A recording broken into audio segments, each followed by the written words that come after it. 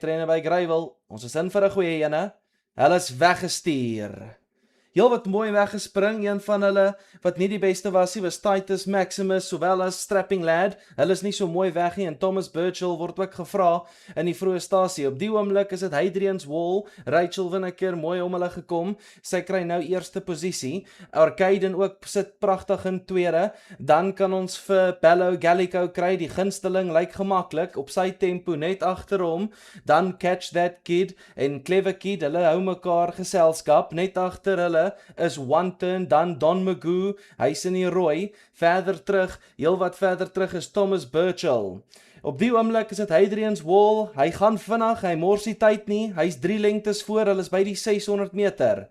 Arcaden in tweede, Bello Gallico, die gunsteling, lyk gemaklik in derde, word nou gevra net om so 'n bietjie vinniger te raak. Dan kry ons die Hollywood paartjie daarso, Catch That Kid, Clever Kid, Don Magoo kom wyd om hulle, die res gaan moet optel. Hadrian's Wall sit gemaklik 350 van die huis af, hy sê vang my as jy kan, Arcaden een van die eerste een aan die binnekant, en hier kom Bello Gallico, die gunsteling. Hy het 4 onder sy voete, hy kom voor op die 200 meter, het gaan 'n moeilike een wees om terug te vang, is Arcaden los hy tweede, dan Hadrian's Wall, maar het is storie verby. Bello Gallico sal die eerste een wegloop met so 2-3 lengtes, hy doen dit gemaklik.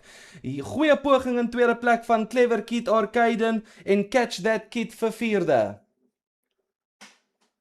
Ons kyk na die vooraandsig hierso, maar daar was geen twyfel in die gunsteling, Bello Gallico, Glenn Kotz en Chad Little. Doen dit gemaklik, hy het 4 onder sy voete vanaand, en die gunsteling maak die kaart oop gemaklik, met omtrent so 3 lengtes, wen goed, nommer 1, Bello Gallico. Dit is omtrent dan so 3 lengtes weg, na die tweede plek, Clever Kid, sy voete laat gevind, dan Arcaden, mooi gehou heel pad, Catch That Kid, dan 'n lengte van hulle af, Hadrian's Wall, Thomas Birchall, Don Magoo,